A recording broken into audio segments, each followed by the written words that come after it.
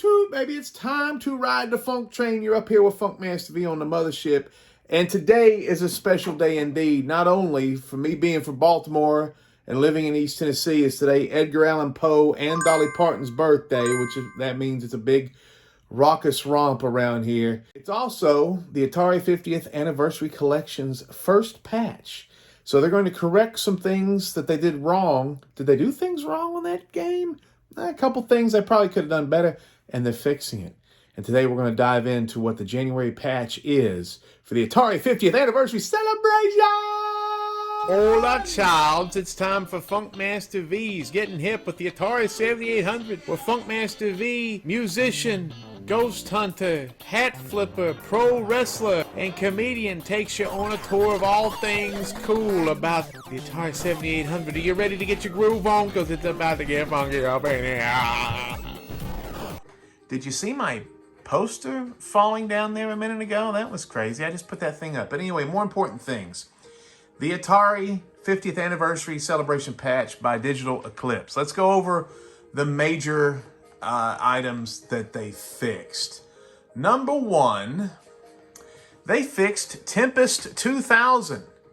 What's wrong with Tempest 2000? What's crazy? I've heard so much about this game, and when I got into it, I was like, okay, I'm not impressed. This looks like a janky mess. But what they've done today, two things with Tempest.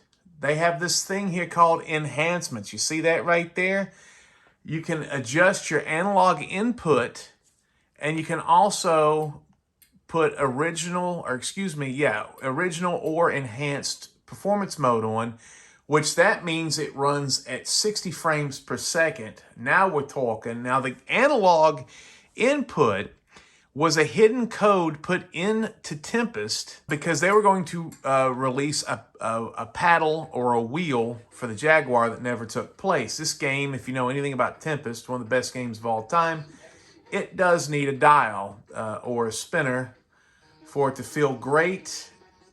This doesn't work, though, if you're using a Switch or Xbox or something. It feels pretty much the same. This is for PC mice and also the VCS, the weird-ass Atari system, because they have a spinning wheel on their joystick. This thing looks much better, much smoother, running at 60 frames per second. And even though I'm disappointed with the Switch controls, not really feeling more like a original arcade vibe, at least it looks better. And that's really pretty cool. And this game now is more fun to play because it just looks better. Look at that. Smooth. The other major thing they did today, and this was a major gripe, even though I didn't even spell it out in my first complaint, is they gave us arcade dip switches. What is a dip switch, you ask, you dip? Well, I will tell you. A dip switch is basically the controls that the technician or the arcade owner or some little jerky little snot-nosed clerk had access to these special hidden controls that are on the inside of arcade games. These were actually on the inside of the cabinets, and these people could adjust certain gameplay elements by flipping them back and forth, basically robbing you of your money. When a game was hot, you made the game harder. When it started to lose interest, you started to make the game easier. And these are available in most of the arcade games in this collection. Things like, when do you get a bonus ship? How many lives you start off with? Is the game easy? Is the game medium? Is the game difficult? Those types of things. We're going to restart the game with 6 lives instead of 3. And since Gravatar is one of the most difficult games ever, 6 does not make you a little whiny hoe. It's almost a necessity. In fact, the Atari 2600 version of Gravatar has a variation with 100 men. Okay, that's ridiculous. So you can see up top there, we got 6 men, and I'm about to crash the car with the family on board. And it's going to be a Hallmark movie. All right.